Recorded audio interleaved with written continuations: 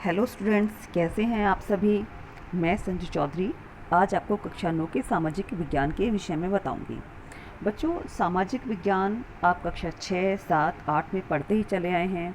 आपने इसमें भूगोल भी पढ़ा है, इतिहास भी पढ़ा है, नागरिक शास्त्र भी पढ़ा है, ठीक है। तो आप इसके विषय में पहले से भी जानते हैं।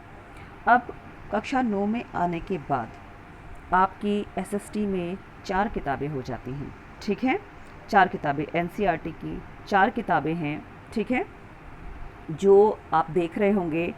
इसमें है लोकतांत्रिक राजनीति, दूसरी है समकालीन भारत, तीसरी है अर्थशास्त्र और चौथी है भारत और समकालीन विश्व।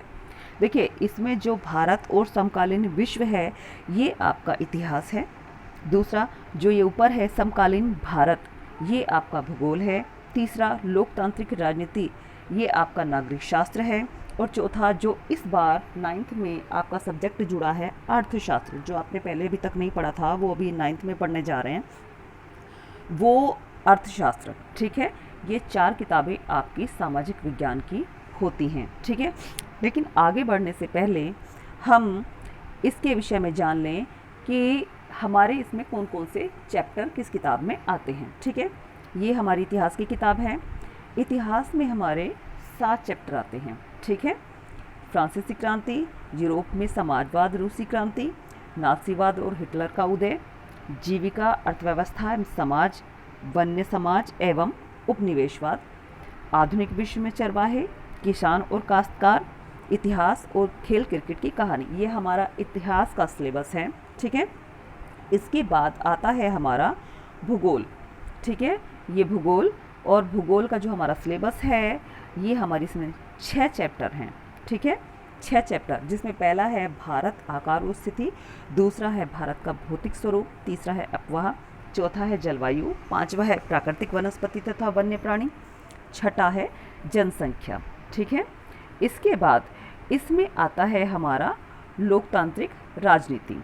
लोकतांत्रिक राजनीति, इसमें हमारा जो सिलेबस है वो 6 चैप्टर हैं, जिसमें पहला है समकालीन विश्व में लोकतंत्र, दूसरा है लोकतंत्र क्या, लोकतंत्र क्यों, तीसरा है संविधान निर्माण, चौथा है चुनावी राजनीति, पांचवा है संस्थाओं का कामकाज और छठा है लोकतांत्रिक आधार, ठीक है। इसके बाद आता है हमारा अर्थशास्त्र। अर्थशास्त्र में कौन कौन से चैप्टर आते हैं वो देखिए। अर्थशास्त्र में हमारे 4 चैप्टर हैं। जो पहला है पालमपुर गांव की कहानी, दूसरा है संसाधन के रूप में लोग, तीसरा है निर्धनता एक चुनौती और चौथा है भारत में खाद्य सुरक्षा, ठीक है बच्चों।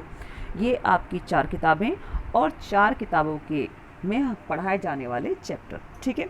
लेकिन किसी भी किताब का कोई भी चैप्टर शुरू करने से पहले बच्चों मैं फिर से आपको एक बार इतिहास, भूगोल, अर्थशास्त्र और नागरिक शास्त्र के विषय में कुछ बेसिक जानकारी दे देना चाहती हूँ, ठीक है। जैसा कि आप सभी जानते हैं कि जो हमारा इतिहास सब्जेक्ट है, इतिहास जो हमारा किस तरह की घटनाओं से जुड़ा हुआ होता है, वो हमारी ऐतिहासिक घटनाओं से जुड़ा हुआ होता है, हमारी प्राचीन काल की घटनाओं से जुड़ा हुआ होता है, ठीक है।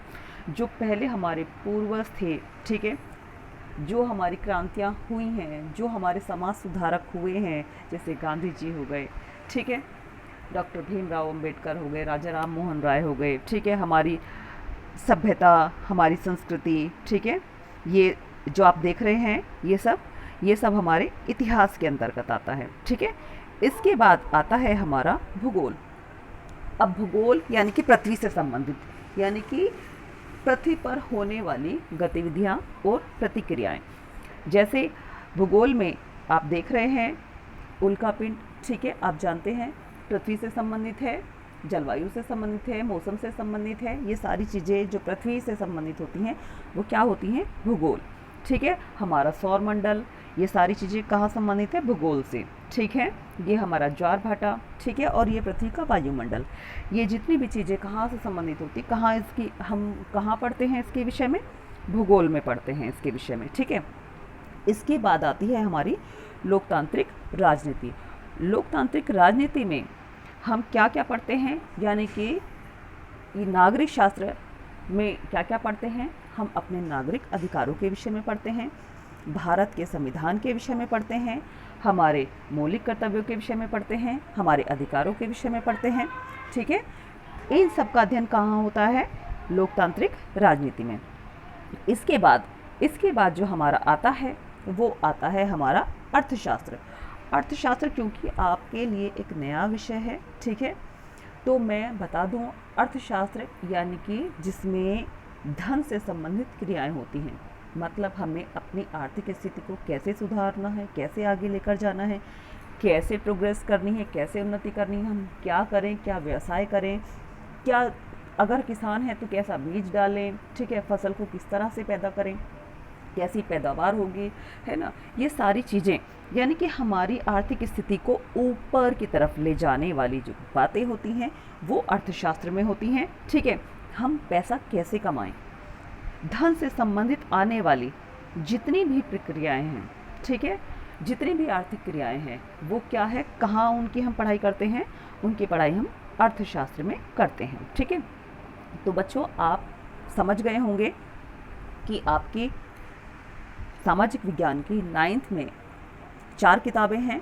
ठीक है, इतिहास, भूगोल, नागरिक शास्त्र और अर्थशास्त्र। ठीक है बच्चों, अब इन चारों किताबों में से मैं अर्थशास्त्र आपका शुरू करूंगी। अर्थशास्त्र का जो हमारा पहला चैप्टर होगा, ठीक है, जो अर्थशास्त्र मैंने आपको बताया, अर्थशास्त्र का पहला चैप्टर जो हमारा होगा पालमपुर गांव की कहानी।